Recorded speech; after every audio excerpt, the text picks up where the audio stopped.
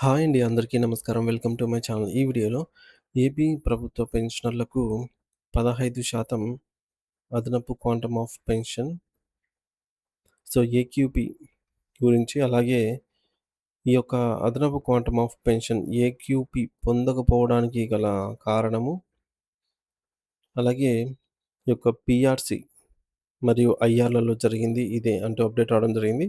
So, పూర్తి వివరాలైతే వీడియోలో తెలుసుకుందాము. వీడియో ఎక్కడే గాని స్కిప్ చేయకుండా ఎండ్ వరకు చూసేయండి. అప్పుడు ఇన్ఫర్మేషన్ పూర్తిగా అర్థమవుతుంది. అలాగే వీడియో చూస్తున్న ప్రతి ఒక్కరు వీడియోకైతే లైక్ చేయండి ఫ్రెండ్స్. ఈ వీడియోని తోటి ఉద్యోగ, పెన్షన్ మిత్రులతో అయితే షేర్ చేయండి. కొత్తగా మన ఛానల్ చూస్తున్నవారు ఇంకా ఎవరైనా సబ్స్క్రైబ్ చేసుకోకపోతే వెంటనే మన ఛానల్ అయితే సబ్స్క్రైబ్ చేసుకోండి. సబ్స్క్రైబ్ చేసుకోవడం వల్ల నేను చేసే ప్రతి ఒక్క వీడియో మీ వరకు రీచ్ అవుతుంది. ఇక ఆలస్యం చేయకుండా వివరాల్లోకైతే వెళ్ళిపోదాము. ఫ్రెండ్స్, ఇక విషయానికొచ్చినట్లయితే ఏపీ పెన్షనర్లకు 15% అదనపు పెన్షన్ ఏక్యూపీ గురించి. ఏపీ ప్రభుత్వ పెన్షనర్లు తమ జీవిత చరమకంలో అదనపు పెన్షన్ కోసం దశాబ్దాలుగా అయితే ఎదురు చూస్తూ ఉన్నారు. వయసు పైబడిన వారికి అదనపు ఆర్థిక భరోసా కల్పించే ఈ పథకం అమల్లో ప్రభుత్వాలు చూపుతున్న నిర్లక్ష్యం, పెన్షనర్ సంఘాలు చూపుతున్న ఉదాసీనత కారణంగా వేలాది మంది పెన్షనర్లు తమ న్యాయమైన హక్కులకు దూరమవుతూ ఉన్నారు.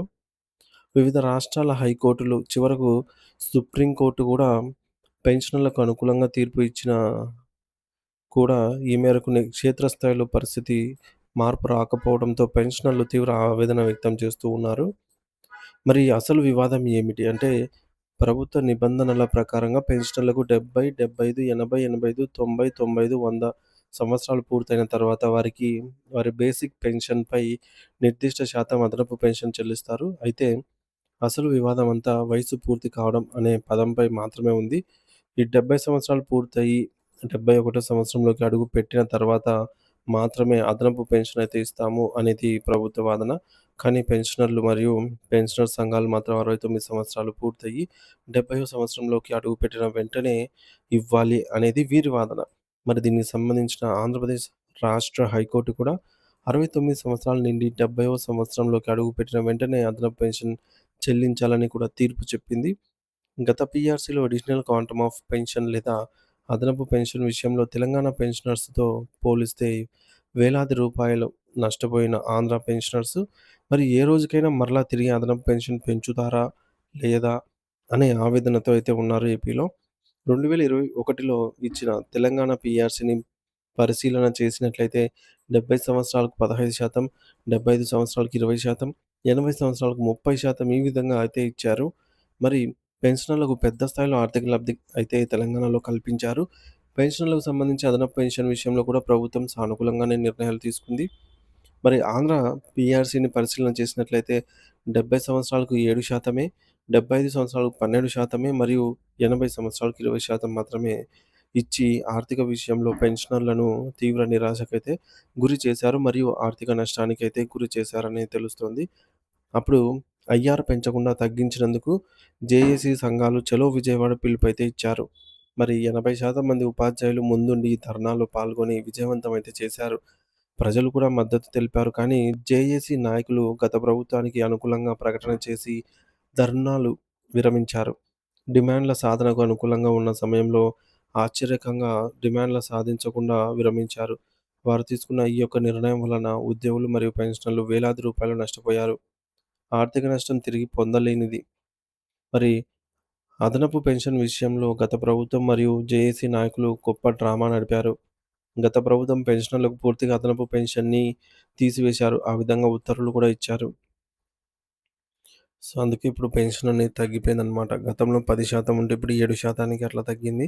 ఇక పెన్షనర్లు ఆందోళన చెందటం, సంఘ నాయకులు ప్రభుత్వంతో మాట్లాడినట్టుగా నటించి 70 సంవత్సరాలకు అప్పటి వరకు ఉన్న ఈ యొక్క అదనపు పెన్షన్ 10%ను 7%కి, అలాగే 75%కి, 75 సంవత్సరాలకు 15% ఉన్న పెన్షన్ 12%కి ప్రభుత్వంతో పోరాడి మరి సాధించినట్లుగా నాయకులు ప్రకటనలైతే ఇచ్చారు. నాయకులపై పెట్టుకున్న నమ్మకాన్ని మోసపూరిత చర్యగా అయితే భావించాలిక్కడ. ఉన్న సౌకర్యం పెంచాలి లేదా అలాగే ఉంచాలి, కానీ తగ్గించిన సందర్భం గతంలో ఎప్పుడూ చూడలేదు.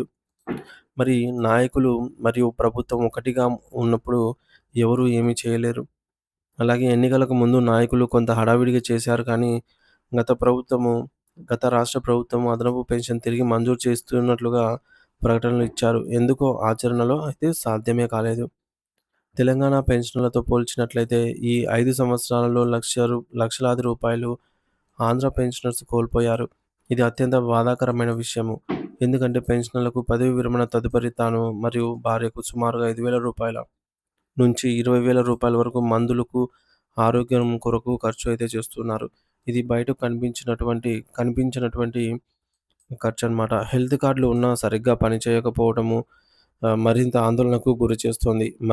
కొంతమంది మెడికల్ రియంబర్స్‌మెంట్‌పై వైద్యం చేయించుకున్న ఆ బిల్లులు క్లెయిమ్ చేసుకోవడం అత్యంత కష్టంగా అయితే ఉంది. మరి ఈ మధ్య కాలంలో అదనపు పెన్షన్ కోసం ఆంధ్ర పెన్షనర్ల పార్టీ అధ్యక్షులు సుబ్బరాయన్ గారు ప్రభుత్వంతో ప్రయత్నాలు చేస్తున్నారు. ప్రభుత్వం దృష్టికి గణాంకాలతో ఒక రిపోర్ట్ సబ్మిట్ చేశారు. చూద్దాం ఏం జరుగుతుందో. జేఏసీ నాయకులు పూర్తిగా గత ప్రభుత్వానికి అనుకూలంగా పనిచేశారు. ఇప్పుడు ఏపీ ఎన్‌జీఓ అధ్యక్షులుగా విద్యాసాగర్ గారు ఎన్నికయ్యారు. నిబద్ధత ఉన్న నాయకుడు. గత నాయకుడుగా కాకుండా జేఏసీ నాయకుడిగా వీరి నాయకత్వంలో సమస్యలు పరిష్కరించబడతాయనైతే ఆశిస్తూ ఉన్నారు. ఇక రాష్ట్రంలో సుమారుగా 4,00,000కు పైబడి పెన్షనర్లు ఉన్నారు. కానీ నిరాశ కలిగించే అంశం ఈ సంఘాలు ఎవరికి వారు పనిచేస్తూ ఉన్నారు. ఈ సంఘాల ఉద్దేశ్యము పెన్షనర్ల సమస్యలు సాధన కానీ ఐక్యత లేదు. మరి ఈ విధంగా సమస్యలు సాధనకైతే రావటం లేదనమాట. పెన్షనర్ల సంఘాలు ఏదో ఒక జేఏసీలో ఉన్నారు. జేఏసీ నాయకులు 90% ఉద్యోగుల సమస్యలను ఎజెండాలో పేర్కొంటున్నారు. 1 లేదా 2 సమస్యలు పెన్షనర్లవి ఉంటున్నవి. పెన్షనర్ల సమస్యలు అధికారుల దృష్టికి పెద్దగా ఫోకస్ కావటం లేదు. నాన్ పెన్షనల్ నాన్ ఫినాన్షియల్ చిన్న చిన్న సమస్యలు కూడా పరిష్కారం చేసుకోలేకపోతూ ఉన్నాము. అంటే ఆర్థికేతర సమస్యలను కూడా నేడు పరిష్కారం కాకుండా పోతున్నాయి. ఎక్స్ సర్వీస్ పెన్షనర్ భార్య లేదా భర్త యొక్క పుట్టిన తేదీ పే స్లిప్‌లో నమోదు కొరకు ఇప్పటికీ ఉత్తర్వులు పొందలేకపోతున్నాము. ఈ కారణంగా సర్వీస్ పెన్షనర్లు ఆందోళన చెందుతున్నారు. కుటుంబ పెన్షనర్లకు పుట్టిన తేదీ నమోదు కాక అదనపు పెన్షన్ పొందలేకపోతున్నారు. అలాగే సీఎఫ్ఎంఎస్‌లో సమస్యలు కూడా అలాగే ఉన్నాయి. ఇకపోతే ఏ ఏమైనా సరే రాష్ట్ర పెన్షనర్ల సంఘాల నాయకులను మరియు ఆంధ్ర పెన్షనర్ల పార్టీ అధ్యక్షులను కోరేది కొత్త పీఆర్సీ వచ్చే ముందు ఆ అదనపు పెన్షన్ మరియు గత పీఆర్సీలో ఎనామిలీస్ అంటే ఎర్న్డ్ లీవ్ డిఫరెన్స్ మరియు ఇతర పీఆర్సీ సమస్యలు పొందడానికి కృషి చేయవలసిందిగా అయితే రాష్ట్ర వ్యాప్తంగా ఉన్న పెన్షనర్లయితే కోరుతూ ఉన్నారు. సో, మొత్తానికైతే పెన్షన్‌లకు సంబంధించి ఈ యొక్క అదనపు క్వాంటమ్ ఆఫ్ పెన్షన్ సమస్య అయితే ఈ యొక్క 12 పీఆర్సీ ద్వారా అయినా పరిష్కారం అవుతుంది అనైతే ఆశిద్దాము.